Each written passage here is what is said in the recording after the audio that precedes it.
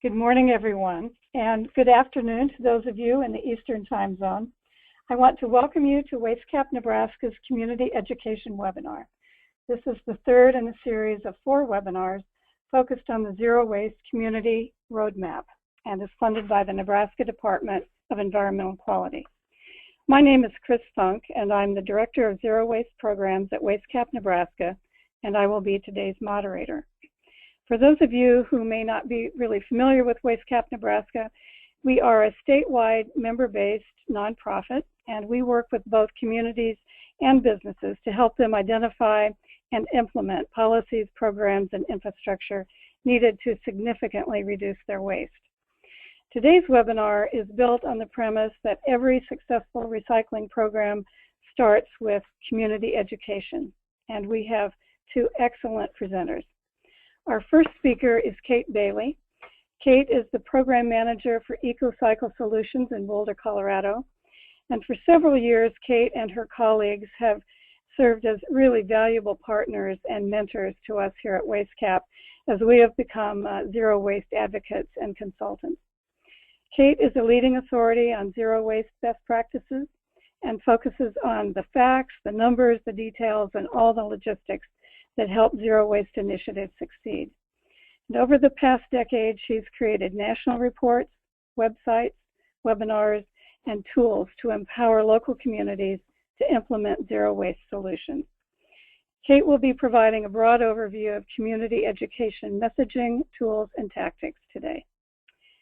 Emily Coven is our second presenter. Emily is the founder of Recyclist. It's a cloud-based solutions company located in Truckee, California, which they help communities move towards zero waste using smart communication strategies and creative technology solutions. Emily is a graduate of Yale with degrees in biochemistry and creative writing. She's a veteran digital communications innovator with award-winning websites and apps to her credit. She's ran her own successful media agency, Flax Media, for 10 years before founding Recyclist in 2014. Emily will speak to us on how to use digital and social media to educate community members about waste reduction and recycling. Now, as the presentations go on, you can type your questions into the chat box, and I will present them to our speakers at the end of Emily's presentation. I should also mention that this webinar is being recorded, and you will receive a link to the recording sometime next week. So without further ado, I will turn it over to Kate Bailey. Great, thanks so much, Chris, and thanks everyone for joining us this morning or this afternoon. As Chris said, our community education really is the foundation of a good recycling program. And as much as I talk to different communities, I hear from them that, recycling is a little different in every place that you go, different materials, little bit of a different system. But I think one of the things we all have in common is a need for more community education, and I think it's also a fantastic opportunity for us to learn from each other and do a better job at sharing resources. I think there are a lot of great tools and resources and materials already out there. There's a lot we can do to learn and share rather than reinvent the wheel. So that's what I'm going to focus on today, is I'm going to try to do a lot of showing great examples rather than just telling you about them, and really give a preview into some of the great stuff that's already out there to hopefully inspire you to do more in your community. So with that, let's go ahead and get started. Let me first tell you a little bit about EcoCycle and our background. We are based in Boulder, Colorado. We are one of the largest nonprofit recyclers in the world, and we've been at this for 40 years. We're very excited to be celebrating our 40th birthday this year. We really have our hands in all aspects of zero waste in our community. So we run a fleet of trucks and we collect materials. We process those materials at the Boulder County Recycling Center, so we're heavily involved in infrastructure. And we're also advocates. We're pushing for the policies and programs that need to be happening in the local government arena. And we're out in the community educating everyone from schools to citizen groups to our state legislature. And one of the things that's stayed consistent over the past 40 years has been that dedication to the education component. We've always been a grassroots organization. It's always for us been about getting the people excited, getting the people involved with education. And we've been helping to spread that message, not just in Nebraska, but literally all around the world in the past few years. So excited to share some more of that with you today. And just a brief overview of where we're going to go. We're going to talk about why education matters. I'm going to focus a little bit on the messaging and talking about why we should be recycling. And then the strategies and tools are going to focus more on the how to get people to do it right. And then we're going to close out by talking about how to reach people, how to get those great education materials out to the right people. So let's take a big picture view for a minute. When we think about recycling, I hear from communities all the time that they need more education, that education is key. And they're absolutely right, but I want to focus on something for a minute, that education is not the only tool in the toolbox. And there's a couple other things that we need to make sure we also have in place to make our education the most effective, the most cost efficient, and the most impactful. So let's take a quick look on why people don't recycle. So many communities we've had recycling for decades. So why is it that we don't quite have the recycling rates that we'd like to see? And this is a national survey done a couple years ago. The #1 reason people give for why they don't recycle is that it's not convenient. Overwhelming majority, or not a majority, but you can clearly see that convenience was the biggest factor in determining whether or not people recycled on a regular basis. There are some other things on this list that definitely have to do with education. I'm not sure what's recyclable. I'm not sure my efforts make a difference.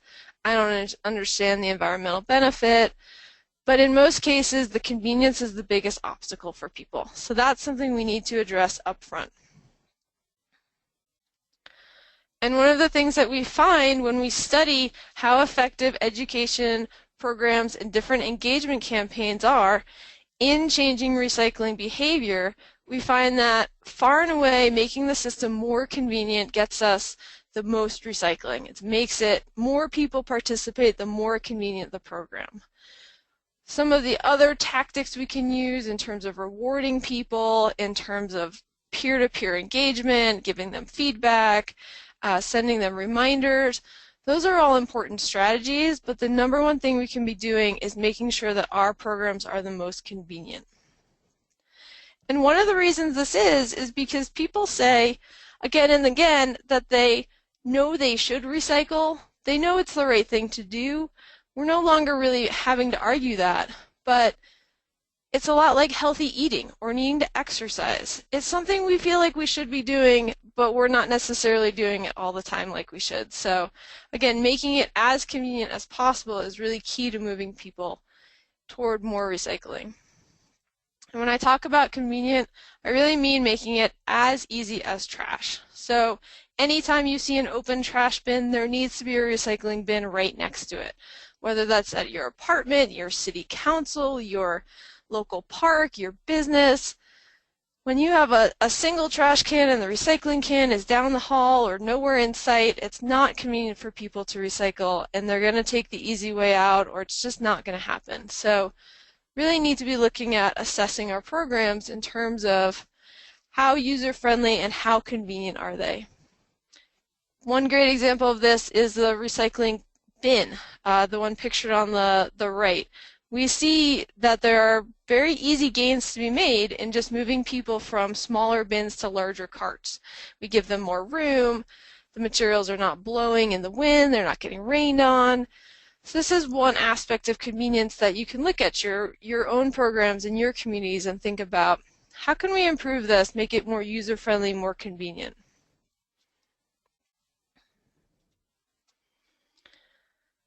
Once you get those early gains from convenience, then we need to be focusing on our education. That's when you really start to make a difference with the education and move people forward.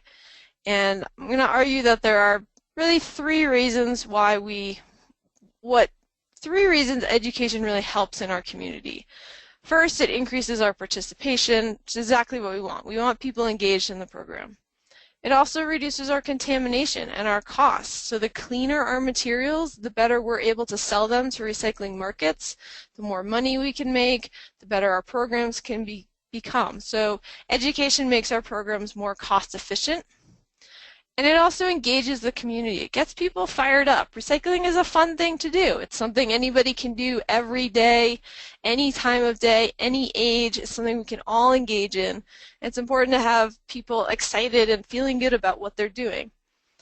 All of these things feed into increasing diversion. So when our goal is to get as much material out of the landfill as possible, education has been shown to increase diversion about 1 to 2%. This can vary a little bit depending on your community, but again, that's not a huge number, but it's an important number. It's important for an ongoing program, and it also underscores the fact that we need to have those convenient systems in place along with the education to really be moving the needle.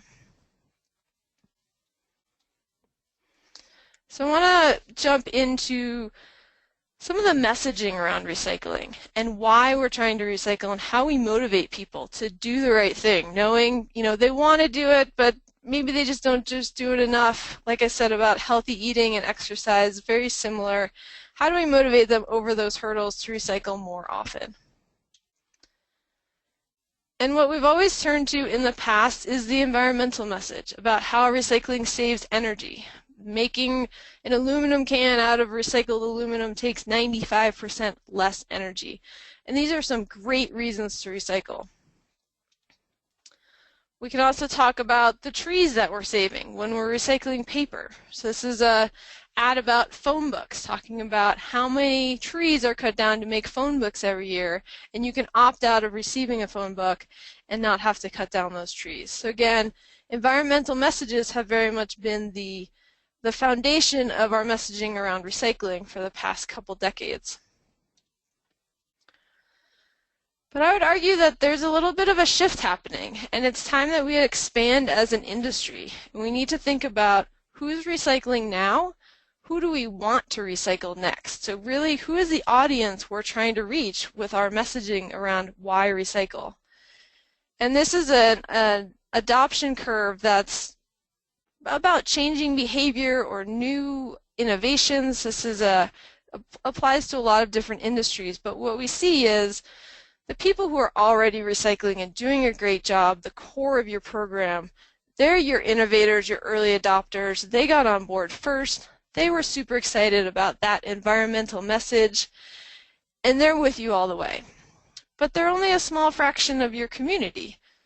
Now our messaging is really targeting that early majority and that late majority, the bulk of your community, and we need to be messaging to them and the values and what they care about and why recycling should matter to them. And there are 3 key themes that we can target for that majority of your community, and I'm going to walk through these. First one is jobs.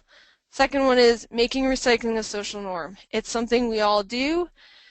And then the last one is synergy. Recycling has a lot of benefits and a lot of crossover with other problems in your community. So recycling can be a solution to a number of different issues. So it's a challenge to you to find the issue that other people connect with and present recycling as a solution to that problem. So let's walk through those. So starting with jobs. Recycling creates 9 times as many jobs as landfills. Across the country, we have the potential to create 1.1 million new jobs by 2030 by increasing our recycling rate. This is an ad from North Carolina that's targeting the jobs in recycling to try to get people to understand when you're choosing between the trash bin and the recycling bin, you're choosing between whether or not you want to create jobs. And just a small increase in recycling can create more jobs within their state.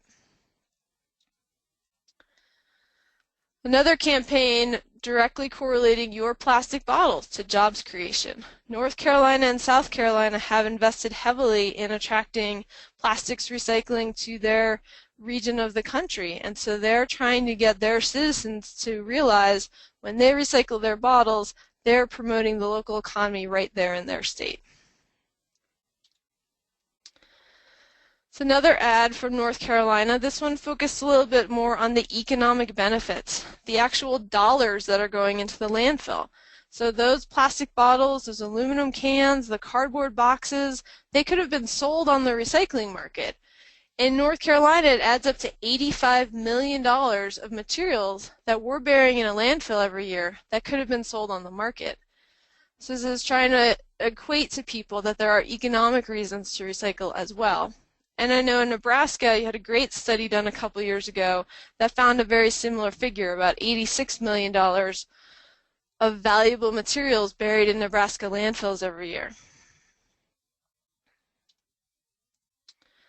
So as well, in addition to jobs and economic benefit, we can also talk about recycling as a social norm.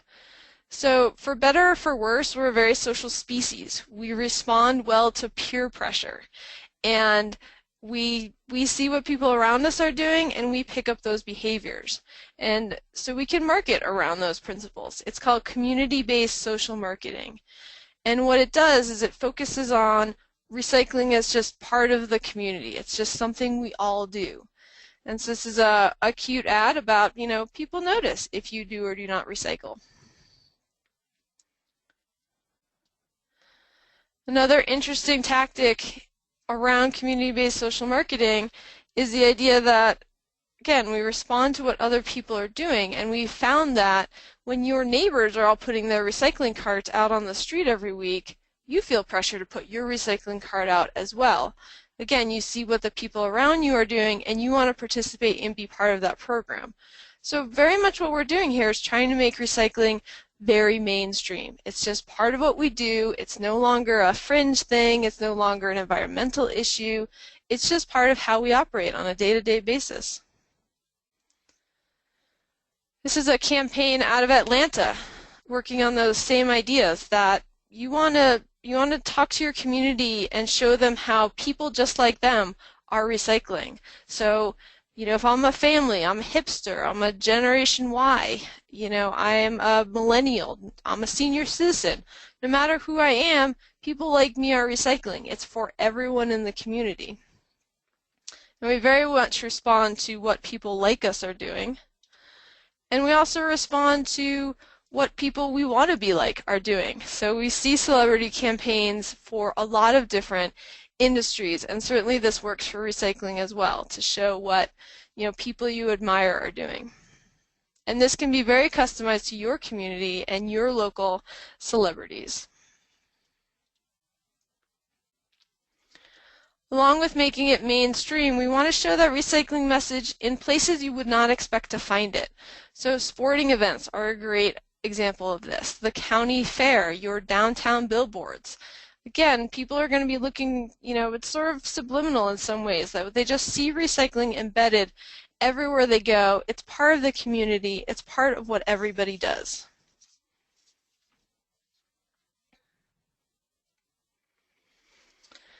And then the third theme I called synergy, which is really a conglomeration of a couple different things. But one of the things that I love about recycling is it is a solution to a number of different issues. So no matter what it is that you're passionate about, recycling can help move that forward. So if you're passionate about saving money, then there are ways you can save money with recycling and not throw away your trash. And you can protect your groundwater. You can work on climate issues. You can keep plastics out of the ocean. You can help grow healthy food by investing in composting and putting nutrients back in our soil. So no matter who you're talking to in the community, it's, think about it from their perspective. Think about what are the values that are important to them, and then find the connection back to recycling. And I honestly have found there always is one, no matter who I'm talking to, what their values. There's a connection back where recycling can help the issues that they're passionate about, and that's really how we message and motivate them to participate. A great example of that is food waste. So this is a campaign that's focused on not the environmental issues around food waste, but how much money people are throwing away. And this comes down to equity issues, community values. We don't want people going hungry. We don't want them spending money on food that's just thrown away. As well as the crazy amount of energy and water that are going into these materials that are just then buried in the landfill. So food waste, there's some great campaigns out there popping up that really are messaging across a number of different values. And so some great examples in there.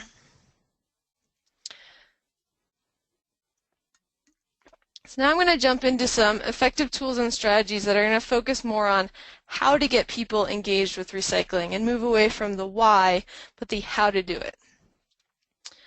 And we always start with guidelines. These are the basis of our program. You know, everybody needs to understand what goes in the bin. And I looked back at how our recycling guidelines have evolved over the past 8 years. So the guidelines on the left are 2008. You can see they're very text heavy. They're very hard to read, they're complicated, they're a little intimidating.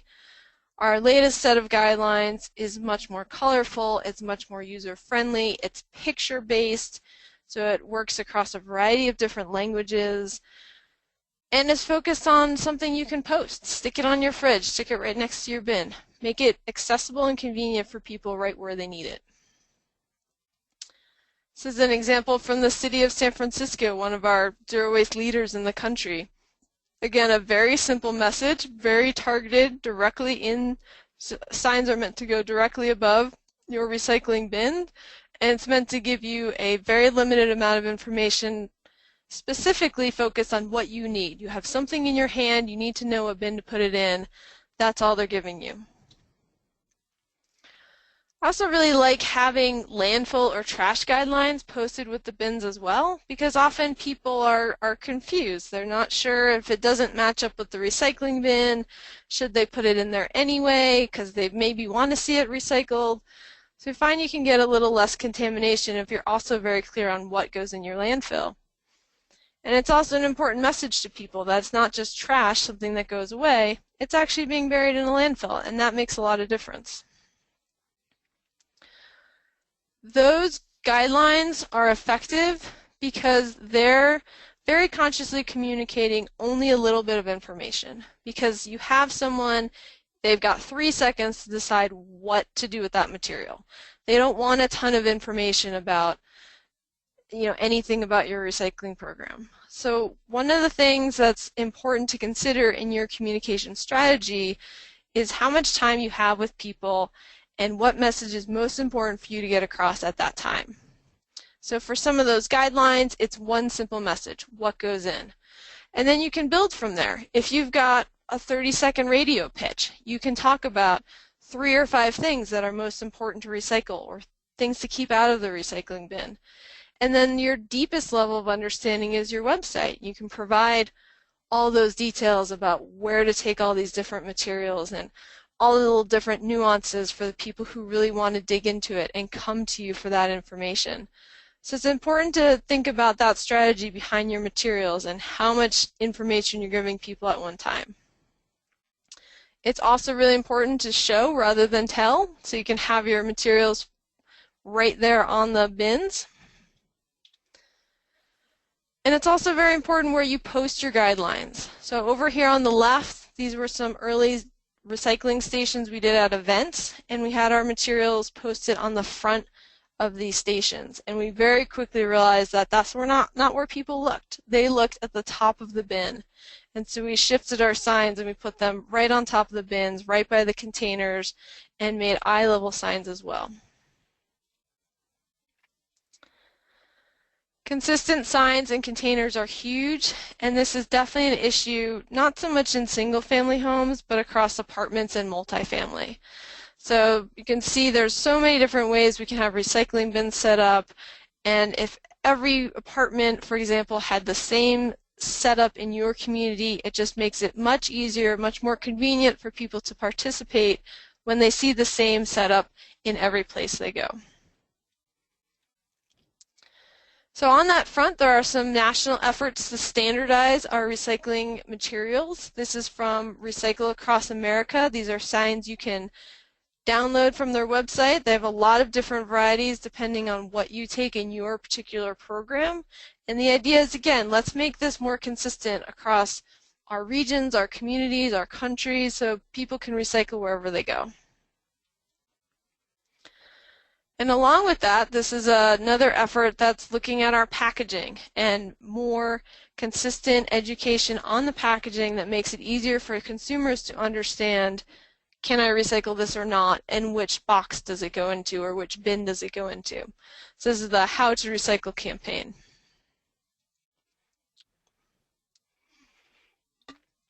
Some other great messaging on how to get people to recycle a little better. We've seen some room-specific campaigns. So we see a large number of people are not recycling in their bathroom.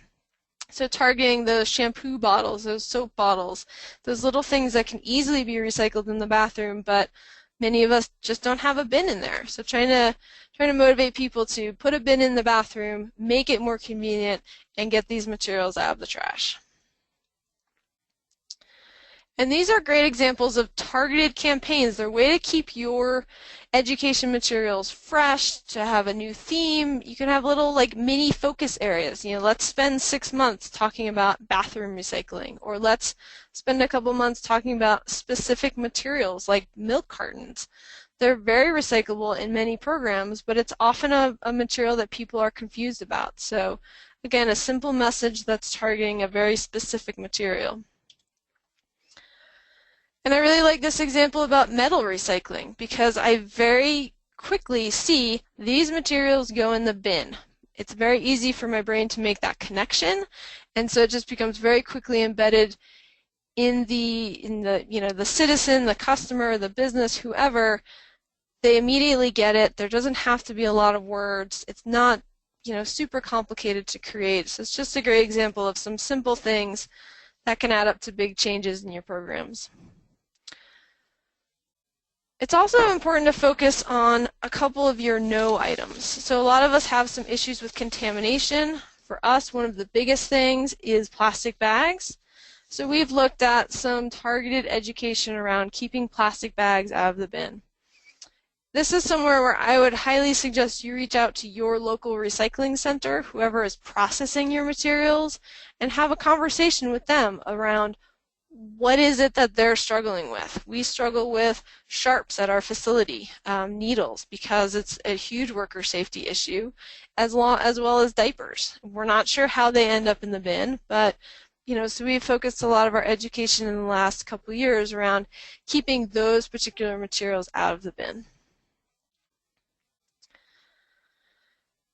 People often hesitate to kind of reprimand people a little bit about their recycling behavior, but we found that if you just do a friendly reminder about what can or cannot be recycled, that it doesn't deter people from participating, that most of the people will continue to participate and they'll do a better job because you've educated them about what can or cannot go in the bin, or how to set their bin out correctly, or things like that. So again, you want to do it in a friendly way, but don't be afraid to do it.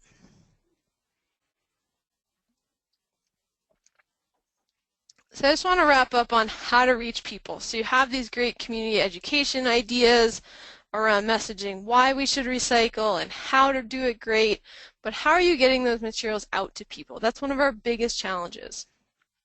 We know that no matter how many mailings we send to people, no matter how much we put stuff in the newspaper, there's a large number of people who say, I've never heard of this before. What's happening? So I'm going to leave websites and social media to Emily. She's going to jump into that here in a minute. I will say that videos are an incredibly effective tool for both websites and social media. They go much further, much faster than any of the written content that we make. And it's another great place where we can share what other people are doing. You can take these videos from King County, Washington, and share them on your website or share them on your social media. You don't need to recreate the wheel. But along with the website, I would really stress that your most important point of contact with people when they're recycling is at that bin. That's where they're going to recycle. That's where you can hit them with information. And too often in communities, that information on the bin is just sort of an afterthought, or the hauler is in charge of the education on the bin, and education is not always their strong suit. So really pay attention to what messages are people getting at their bin. Is there an easy way for them to find out what is or isn't recyclable? Is it printed on the bin? Is there a sticker? Or these door hanger, these cart tags that you can put, on the handles of your bin in your community is a great way to ensure that people are getting that message, because that's where they're going with those materials. And the one thing I will mention about the carts, those stickers work great on the inside underneath the lid, because that protects them from the environment, from the weather. So if you're going to do a sticker, think about it on the inside of the bin. We also find that people learn really well from talking to each other, talking to their neighbors. So there are some great programs called Recycling Ambassadors or Master Recycler programs all around the country that have great materials and resources to share with you about how to engage. You have people who are passionate, who are coming to you saying, how can I do more to help people recycle? This is a great tool to get those people out there talking to their neighbors, talking to their friends, making recycling more convenient at their church or their workplace. And along with that, we really find that door-to-door, the in-person efforts to communicate with your citizens are most effective when you're making big program changes. So if you're changing from bins to carts, if you're adding curbside recycling, if you're adding yard waste composting, that's best time to invest in these programs where you're using volunteers or high school kids or college kids to help you knock on doors, particularly in underserved or poor participation neighborhoods, and really start to engage citizens face to face and really understand what their challenges and their questions are. And while you're out there doing it, make sure it's visible. Get a sticker, get a campaign, get something going that knowledge, that information about the campaign spreads. And don't ignore the businesses. I know this is just don't really have a lot of time to talk about this, but we spend a lot of time focused on households, single-family households, but 40 to 60% of our waste in the community is coming from our businesses. And they have a little bit more particular needs than our households. They have higher staff turnover. They need more technical assistance. They need more hand-holding. So your education efforts around businesses need to be more ongoing and just a little bit more targeted. And the same goes with multifamily as well. They are a vastly underserved community all around the country, not just the residents, but also the property owners. And so important to get your materials out there to both the residents and the owners about how they can set up better systems, what free resources are available to them, including signs, and how they can make that more convenient for residents. And then, of course, our schools are a great place to start. And we've been doing school education programs for more than 20 years. And the secret we found is it can't just be classroom-based education. It's awesome to get the kids involved in the hands-on recycling. Can they be the ones to bring the recycling out into the hallway? Can they be the ones to take it out to the dumpster? How can they be involved in the actual recycling? So just to wrap up kind of what I've covered, I think there are 4 key takeaways. We need to make recycling easy and convenient, and then we need to invest in our education programs. We need to speak to our community values. We need to think about the why. What do people value in our community, and how can recycling help move that forward? We need to make our materials simple, graphic, fun, and there's a lot of great resources out there to help you do that. And we also need to fund it. Education is ongoing. It doesn't matter where you are in your program or where you want to be. This is something we need to be regularly investing in, and we often tell communities on the average of $1 to $3 per household per year. So a couple great sites you can check out to get inspired on some of the campaigns that I've showed today. And of course, if you have any questions about the resources or any of the things that I've covered in today's talk, or want more information about getting your community on the road to zero waste, here's my contact information. I'd be more than happy to talk to you about what's happening in your community. And with that, that wraps up my portion of the show, and I'm excited to turn it over to Emily Coven, who's going to walk you through more of the digital strategy and the online tools to help you educate your community. So Great. Thanks, Kate. Can you all hear me? Kate, can you hear me? Yes. Okay, great. So I think I can be heard. Awesome. Thanks very much, Kate. That was really interesting. I actually learned a lot, so I'm glad I was on the webinar just for that. So my name's Emily Coven, and I am the founder of a company called Recyclist, and we basically build online solutions to help communities move towards zero waste. And we do a lot in the outreach space, so that's what I'm going to talk to you about today, is to kind of build on what Kate was talking about and go more into some digital strategies. So I'm going to start here with a picture of one of the things that prompted me to start this business in the first place, which is frustration with usage of materials like this. This is a picture of the Nevada County Recycling Guide that they have been publishing in the phone book for years.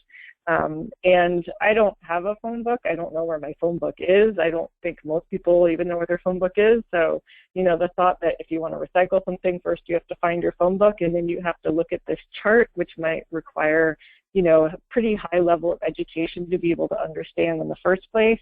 I knew that there had to be a better way to get information out there into the community about recycling programs.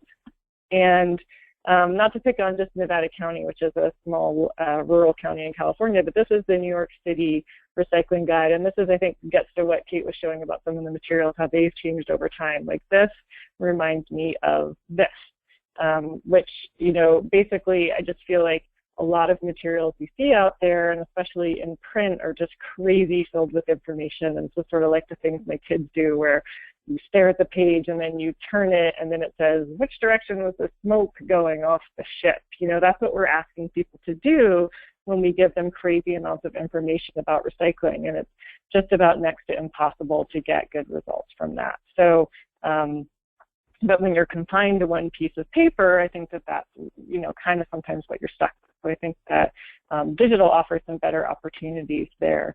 Here's some statistics on U.S. adults and their use of the internet. As you can see, the vast majority are online, the vast majority of cell phones. Tons of people are on social networks, and even more than half are using smartphones. This is a visual version of that statistic. So this is basically, these are the people that when you are doing your outreach, you're trying to reach. They're all on cell phones, tablets, laptops. This is how they're getting their information. So the question is how to get information to them there so that they'll actually use it in some meaningful way. I'm not going to talk today a lot about web design and user experience. I'm happy to talk to people about that separately, but it's really hard, you know, in this context of a webinar. I don't know what everybody's situation is and what your website is, and if you have opportunity to change it. I'm going to talk more about content, but briefly I did kind of want to give this as an example, because what I hear a lot when I talk to people is, oh, we have a website and we have our PDF on there, we're pretty good. And I think it is important to think about how people are accessing content on the internet, and how difficult it is, how many barriers there are between where they are and the information they need. So this is actually a site that's since been redone, so kudos to them. But back in the day, this was the City of Reading's website, and if you wanted recycling information, the word recycling or garbage was nowhere to be found. You had to think to click on city departments, then you had to think to click on support services, and then you had to think to click on solid waste. And this is one of my, I've only been in this industry about 2 years, and prior to 2 years ago, I had no idea what solid waste was. I think I would have thought it was something to do with sewage. So terrible term to be using in this context. Anyways, if you finally magically get to this page, then there's a whole bunch of information. If you think to scroll down and click to a little link at the bottom of the page, your big reward is a giant PDF, which is sort of what Kate was showing they used to use at EcoCycle. And I see this sort of like the text version of the Where's Waldo. Like this would be a maddening way to try to learn how your program works. And then if you should look at the website on your phone, which is what about half of internet users are using right now to access websites, you would need X-ray vision to go through that whole process. So again, I'm not going to go into like great details about this whole side of things, but I wanted to show this example just to kind of put in everybody's mind, like it's important to think about the process that people have to go through to get to the information that is online, and making it easier than that would be good. What I am going to talk about more today is digital content, because this goes a bit more across the spectrum. No matter what platform your website's on, if you're using social media, if you're using email, whatever digital platform you're using, all of these principles apply. And I think it's, if you could have the best website in the world, you could have the coolest, Facebook site in the world, but if you're not putting up great content, it's really not that effective. So doing great content is hard, but here are a couple key points that I think are useful if you're going to keep in mind. So the first one is that content needs to be scannable. What you're looking at here is famous in the internet world, an eye tracking study done by Nielsen. They're the same people that do the Nielsen TV ratings. And what they did was they had people read a website and they tracked where their eyes went. This is a little heat map of where their eyes go. And if there's one thing I would have you guys take away from this webinar, it's that people scan, they do not read. People do not read. And so I realize it's like a little bit ironic that I'm telling you people don't read in the context of how to create great content, but it's really, really true. The vast majority of people are just out there scanning and looking to click. They're really, really not reading. So what does that mean for making content? What that means is that you have to think about how you can get your message across without requiring people to read reams and reams of paragraphs. So on this page, which is an example of a recycling guide page from our platform, what I do is I tell my editorial staff, I'm like, we have to make sure that if nobody reads a word, they're going to get the message across here. So you come to this page, you see the antifreeze bottle, you see the skull and crossbones, you see a no sign across the drain, and you see a puppy dog. So you get some sort of idea that there's something toxic, something about drains, and something about animals. Right? And then if you go to the trouble, which some people do, of reading headlines, as you can see again from this eye tracking study, you can read highly toxic, dangerous down drains, poisonous to animals. It starts to give you the information you need. So that's why we follow that exact S pattern on this page, the headline, the what to do with it, and then the stripes across.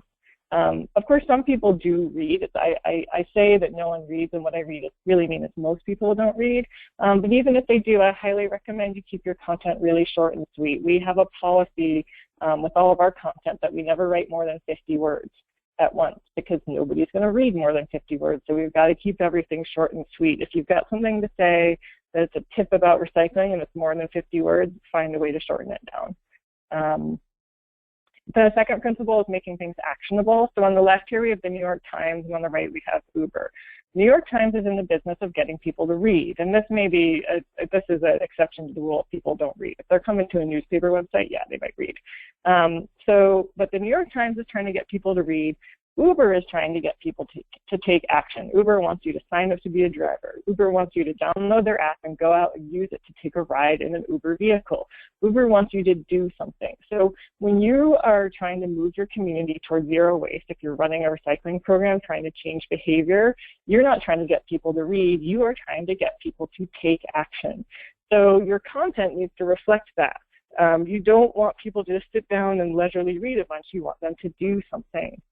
So this is an example of a site that was up in the town where I live in Truckee, California. That was this was a website around a campaign for single-use bags. And it's beautiful. I love this photo. I think it's a beautiful, beautiful picture, and it's nicely laid out. But here are the only things you can do on this site. You can go to the navigation and maybe go read some more content. There are 0 calls to action on this page. This is a site that for the same town, a green campaign. This is built on the platform that we produce. And again, you can go to the navigation and you can click on a number of items. But what's different is that we have provided a ton of calls to action. We want people to do something when they come to the site. We want them to search for what they need to recycle and get information. We want them to join this trash challenge. We want them to sign up for reminders. We want them to subscribe to a newsletter. We want them to follow us on social media. Like, we want people to do things, and if you watch people use the internet, they want to do things. They're looking for something to click. But it's real. I can't emphasize this important enough. You want people to take action. To participate in your program, you have to give them the opportunity to take action in your materials. And this is another example of what I'm talking about. This is the City of Sacramento's Facebook page. They have these recycling tips they put out. And the one on the left, they basically said, can you recycle cups and straws and lids? Come back tomorrow to find out. And I just think that's insane, because I think who in their right mind is going to wake up like the next day and think, oh, I've got to go back to Facebook and look at the City of Sacramento's recycling and solid waste Facebook page to find out the answer. Like, if you have your audience's attention, you put up a picture, you have them wanting to know the answer, give them the answer so they can take action. So the one on the right, I think, is much better, a very similar concept, but they said, can you recycle lids? Yes, you can. Okay, great. Now I can go take action. The actionable content is on the right, much better. The third thing is accuracy. So this is some statistics from a Carton Council study about where people look for recyclability information about a product. And this is changes over the last couple of years. So you can see product packaging and product websites are losing credibility. City websites are gaining credibility. So for those of you who are involved in doing city websites, you know, the onus is becoming more and more on you to provide good, accurate information. That's hard to do. It takes a lot of work, but I did have one tip about that, which is there's these things called link checkers out there. If you can just Google link checker, and you'll get to a whole number of them. We use our own internal tool, so I'm not so familiar with these publicly available ones, but this is a screenshot of one. You just paste in the URL of your website. It tells you what broken links out there. You can fix them, and at least you know, that way you're taking away some of that inaccurate information and taking away that frustrating experience of somebody's gone to the trouble to come to you for information. You don't want them having to, you know, go to have a bunch of dead ends because they haven't been able to get to the links that you were offering. And the final thing is clarity, and this probably applies not just to digital, but to all outreach. These are some of the terms, again, I'm new to the industry in the last 2 years, that I've run across that blow my mind, but they're used in outreach materials. Solid waste, which I mentioned, MSW, nobody knows who that is, what that is. Universal waste, which I think most people have no idea what that is. And organics. Organics is a super popular issue out here in California right now, and it's used, I see it used tons in materials, but oh my goodness, I think people think, the general population thinks that organics is the organic section of the grocery store. I don't think people equate that to food scraps and yard waste. So, you know, just careful about using sort of industry jargon terms. There's a great resource at plainlanguage.gov that I highly recommend you take a look at. This is tied to the Plain Language Act that Obama signed a couple of years ago, which basically says the federal government needs to stop being so confusing in their communications. And they have a lot of great examples like this one. Online writing tools, there's a ton of these out there that help you. Basically can paste the copy that you've written into a writing tool and then get recommendations about how to improve it, and also will give you the reading level. We always aim for 8th grade reading level or below in everything we write. That's going to get you the vast majority of the reading American public, and it's hard to do. So this is an example of one of these tools, Hemingway app. And we wrote something, it seemed perfectly good, typed it in. It says grade 14, which means you have to be a sophomore in college to be able to fully comprehend this. You know, based on their recommendations, we rewrote it, and now this is at a grade 7 reading level, much more accessible. So really good to keep that in mind. I'm going to talk quickly about social media. I don't know how many of you all are using it, but it is a powerful tool. It gets a lot of press these days. I like this chart because it shows by age range how people are using social media. And you can see that, you know, obviously we get people up there in the 90%, but what I think is really interesting is even down at your 65 and older, we're close to 50%. I mean, really everybody is using social media. And Facebook is by far the most popular platform. So if you're going to pick one platform to do social media on, I highly recommend you choose Facebook. This graph on the right is a good one because it shows the breakdown by demographic of usage of Facebook, and you can see regardless of gender, race, age, education level, income level, you know, where you live, pretty much everybody's on Facebook in the 60 to 70% range. It's a very, very predominant platform. So this, I like to show this because this is a, well, I don't like to think about this, but this was a forest fire that was raging very near where I live 2 years ago. And you can see the big plume from the forest fire. You can see the area it was affecting. This is not an urban area. We are basically out in the sticks. We're in the mountains. Nobody lives there. It's very rural. And yet So this thing started in mid-September of 2014. Within a couple weeks, there was a Facebook page up that had 33,000 people following it. I don't even think there's 33,000 people who live around. I don't even know who these were, but I mean, I like to show this as an example to show that Facebook is an incredibly powerful community tool where people come together to get information that matters to them on a local level. If you are thinking about using Facebook, there's a couple serious considerations. One is, are you prepared for two-way communication? You cannot use Facebook and just post things and then be silent when the community responds. People can get really passionate about garbage and recycling issues on Facebook. I've seen it happen. So, you know, if you're not prepared to answer the community's questions and engage in conversation, you're actually in some ways better off to not do social media at all, because if they have a comment and you don't reply, you know, you're probably better off not to have done it in the first place. That could be more frustrating and do more damage than good. But if you are ready to have two-way communication with your community, it's an outstanding platform. Often you need to get clearance from someone in your organization. And I think another really important question is, do you like it? You know, if you hate Facebook, if you hate social media, don't do it from a work point of view. It's going to come across, you're not going to like it, you're going to dread it, and it's not going to go well. So you don't have to love it, but I think you have to, you know, feel a certain affinity for it to go well. If you do choose to use Facebook or other platforms, there's tons of recommendations out there online which you can find, but a few that I thought I'd mention is it's great to use a vanity URL. Those are easy to get through Facebook, so instead of facebook.com/user ID 13944, you actually have something that people can remember that you can put in your literature. It's great to set up an editorial calendar for social media and content in general, so you always make sure that you don't miss out on upcoming holidays or events like back to school, or, you know, just things that you can tie your content to in a meaningful way. Post midweek, midday. People in general do not use the internet as much on the weekends, on Mondays and on Fridays, in the morning and in the evening. So your best shot to reach people is midweek, midday. Not, you know, it doesn't have to be noon, but, you know, in the central hours of the day. And finally, visual posts get a lot more clicks than non-visual posts. So it doesn't have to be your own picture. You can link to an article that has a image tied to it, but, you know, to whatever extent you can get your post to be more visual, you're going to get more traction. This is actually an example from Twitter, but I just thought I'd show it because it's actually a really good example of using visual content. People on social media are scrolling.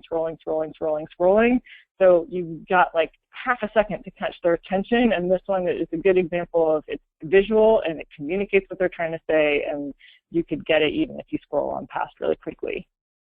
I want to mention really quickly Nextdoor. I don't know how many of you are familiar with it, but it's actually a great tool for reaching communities. It's a social media platform that's specifically around neighborhoods, and you can see there is a bit of uptake in Nebraska and across the country. Here's a list of all the cities in Nebraska that have Nextdoor communities within them, and they've been very open to public agencies. In recent years, they've changed their tune, and now they actively are recruiting public agencies to post on Nextdoor. So, and it's really focused on community issues. It's the kind of thing where people say, like, do you know a plumber, and, you know, safety concerns and stuff like that. So it's really people who are interested in engaging in community issues. So this is your target audience on Nextdoor. A little shout out here to email. Email doesn't get a lot of airtime in these kinds of things, but it's actually a really, really valuable tool. It's highly effective. There's stats that show that for every $1 you spend on email for outreach, you get like a $44 return on investment with companies that are doing outreach. So it's really, really effective. It's much better at reaching people than social media. It's not as exciting, but it's very effective. It's inexpensive. People can get it on their phones. They can get it on whatever platform they get their information on. If you did want to dip your toe into it, MailChimp is a great platform. It's the easiest of all the ones to use, and it's free for up to 2,000 subscribers. So you can kind of play around with it without any financial commitment. If you end up with more than 2,000 people wanting your email, that's a good problem to have. I won't talk about Google tools too much, but Google has some great tools if you want to dig a little bit more into the weeds in your web strategy. But I will mention really quickly Google Translate. Google Translate is a great tool in that it provides machine translation for your website. So this is how we use it on our platform. And, just yesterday I was showing a bunch of people our platform, and they're like, wow, that's so great that you have translation. And I'm like, yeah, it's amazing. We're amazing that we do 15 different languages. It took us 5 minutes and it cost us nothing, and it's the same thing for you. It's machine translation, so it's not great for translating Shakespeare, but for translating basic information about our recycling program, it's awesome, it's free, and it's easy.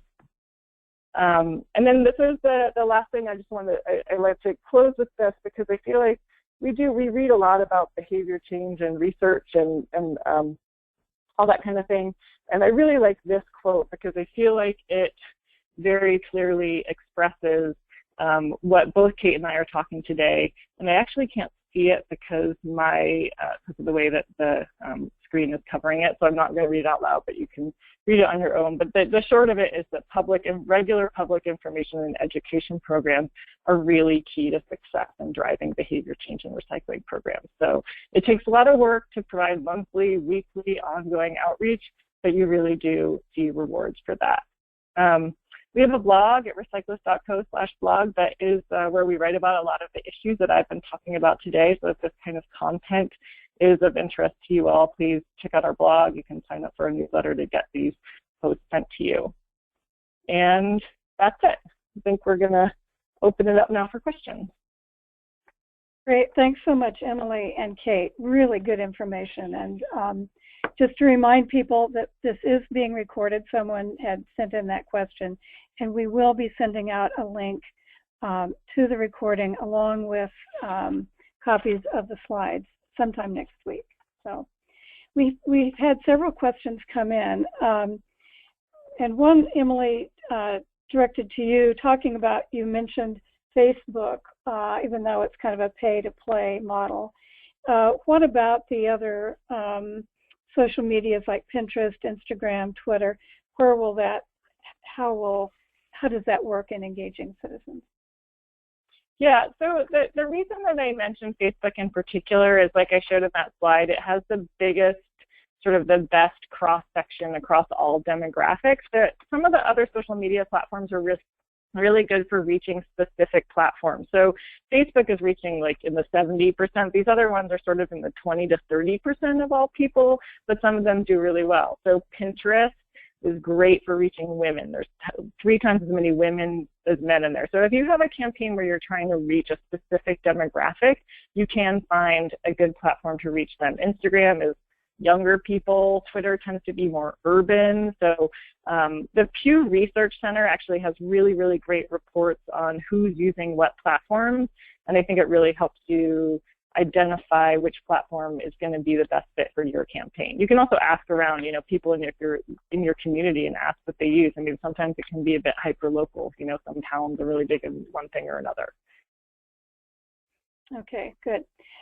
Kate, this is for you. Are you able to either cite or provide some kind of reference for studies on the 1 to 2% increase in diversion with recycling education? Also, related to that, where do we find the information on 9 times more jobs with recycling than landfilling? Yes, there is a great jobs report out there, so I'll answer the second part of that question first. There's a great jobs report out there by the TELUS Institute and Natural Resources Defense Council from a couple years ago. I forget the exact title, but it's something about reducing waste, creating jobs.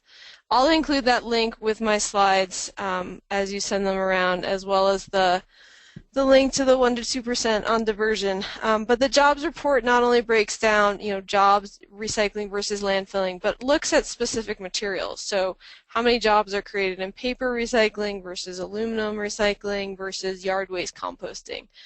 So there's some great data in there you can apply to your local programs. And then the 1 to 2% diversion, I have seen that, and I do use that because it is cited in a couple different areas, and I'll include that report as well because it does show some other strategies. So if you look at pay-as-you-throw or volume-based pricing for your trash, what kind of diversion might that increase? If you do a curbside recycling program, what kind of diversion increase will you see? So I'll make sure to get those citations on there. Okay, thanks. And one more question. I know we're really at the end of our hour, although if the two of you are available, we can keep going a little bit. But there's a question here. It says, do you have any tips on how to measure community waste management, highlight successes, and learn from failures? Looking for metrics and performance indicators and communicating that, communicating that to community stakeholders. So talking about measurements and success and failures of that effort.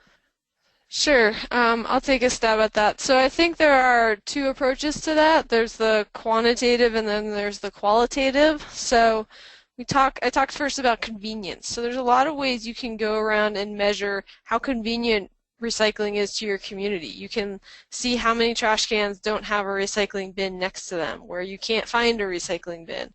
How well signs are posted, how, if the containers are too big or too small or things like that. So those are going to say more of your qualitative. And you can also, talk to people. One of the things that we didn't mention was how important feedback is. It's, don't be afraid to ask people, where are you getting your recycling information from? Where would you like to see it? Have you been to our website? Does this sign work for you? Really find out what works for your community. And then in terms of a quantitative assessment, waste characterization studies really are a great tool. They can be a little bit more expensive, but they don't have to be complicated. So, for example, we do a lot of work with businesses where we literally just walk around the back and we look in the dumpster and we take someone back there with us and we say, look, here's what's in there. And we don't throw it all over the ground and sort it out, and you can definitely do that. But you do a quick visual inspection and you can easily see lots of areas of improvement. We recently did a business where they were throwing away bags and bags of half-full toilet paper rolls because their janitorial staff was changing them out when the roll was anything less than half full. And, so they're throwing away a huge amount of money that they were spending on toilet paper, and it was creating a big amount of waste. And it was a simple thing that we saw just by kind of flipping the lid in the dumpster there. So that one, I guess, is a little more qualitative too. The waste characterization, dump it all out, sort it out is probably your best quantitative measure. And then there's also some great tracking you can do in terms of licensing your trash and recycling haulers in your community so that they're giving you data on what they pick up, how much is taken to the landfill, how much is recycled, and that kind of thing. Okay, good. The final question here, and I maybe both of you can weigh in on this one, says, in a workplace environment, how do you keep people engaged and interested? We are experiencing some green fatigue among our population. That's a great question. We find that, you do need to be regularly engaging with your workforce, your citizens, everyone, but you do need to keep your messages fresh. It can't just be the same old thing. And so one of the campaigns I saw recently that might help, that was a little fun, I thought, was somebody went around the office at night and looked at everyone who had shut their computer off to save power and everyone who had left their computer on. And all the people who had left who had powered down their computer or had put it on sleep mode, they left a little piece of chocolate, I think it was a Hershey Kiss or a Reese's Peanut Butter Cup, on their desk, just a little show of appreciation. And I think this gets to Emily's point of you have to have two-way conversation, right? So it can't just always be like you giving, green messages all the time. You need to do this and do this better or keep this out of the recycling bin. It also has to be about appreciating people and listening to them. And so those little tokens of appreciation like, hey, we noticed your efforts, hey, you're doing a great job, can go a long way. And then Particularly in businesses, I think it's important to engage employees. They often have really good ideas on how to reduce waste, to save energy, because they see what happens in the day-to-day. And so if you help them, express those ideas, and then that also gives them buy-in in the program, they're much more likely to stay engaged, and you're also getting more sustainable business at the same time. So that's a couple of thoughts that come to my head. Okay. Yeah, and there I would go ahead, Emily. Sorry. Oh, I was just going to add to that quickly a couple things that crossed my mind as well. One is that I'm actually at a conference right now where they're talking a lot about businesses and getting businesses and employees to engage. And a couple things is like, one is to give feedback to the employees of a business about what their efforts are actually doing. I think if it's a constant, you need to do this, do this, do this, do this with no feedback, that's hard. But if you can say like, hey, we've actually increased our rate this amount because of your efforts, or hey, like we've recycled this much, and using the EPA's IWARM model, it's saved this much greenhouse gas, or like giving people the good news of what their efforts are doing, I think can help a lot with that fatigue. And then also I've been hearing a lot just the last couple of days about people more the municipalities recognizing businesses that are doing a good job. Specifically, they're talking about organics and composting here, so the businesses that are composting, giving them a sticker they can put on their door that says, like, these guys are doing great with, you eat at this restaurant and you're actually going to, they're composting all of the food waste, and sort of giving your business some sort of like, recognition for their efforts. So I think that can really help as well. Yeah. There is another comment here from a participant. She's feeling, or he's feeling, sort of disheartened by the 1 to 2% increase in diversion connected to education, and wondering how, with that stat, how hard it would be to convince municipalities or other entities to fully activate, to fully invest in ongoing community education. I wondered if either of you had some reactions to that thought. That's a great question, and I will say yes, it is a little disheartening, but it's important to realize that it is a key part of your program, but there are multiple facets to the program. There's policies, there's programs, there's infrastructure, and so education is just sort of one component with that. And one of the important things that really has come out recently in terms of why education is so important is in reducing contamination and keeping our materials clean and making our programs run more cost effectively. And I would argue that education is a very important tool for making your program more successful. We have seen, I'm not going to name names, but we have seen a number of large trash companies across the country really not invest in much education at all, very poor guidelines, very little community engagement. And now they're coming back and they're saying, oh my God, we have all this contamination, people throw all this junk in their recycling stream. This is a huge problem for us. And it's directly tied back to the fact that they have not invested the resources in community education. And I can say that we have some of the cleanest recyclables in our community because we have consistently invested in education over the years. And so that helps our programs run more cost effectively. So it's not just necessarily about increasing diversion, it's also about making your programs more cost effective, making sure that you're getting the best bang for your buck in all of your program operations. Okay, so just to clarify that, the 1 to 2% diversion increase does not include contamination or how clean the diversion is, or the materials are. Is that right? So that's in addition to, yeah, and that's also, that 1 to 2% increase in diversion is also when you really change a program. I think if you looked at a program that had great education and you dropped that education, you would see the volume of materials go down as well. But it is also, it's a little hard to measure because every community is a little different. But I'll send around that citation for that statistic, and happy to keep that conversation going if you want to reach out to me on email. Okay. Great. Well, I think we are about 10 minutes past our hour, and the questions seem to have stopped coming in. So this is probably a good time to end and to thank both of you very much for, I think, a terrific educational webinar, and to thank all of our participants. We appreciate your interest in this, and you can be looking next week sometime to get a link to this webinar along with the slides. So thanks again, Kate and Emily, for a great webinar, and we'll be talking to you again. Thank you. Thanks, Chris. Okay, thank you.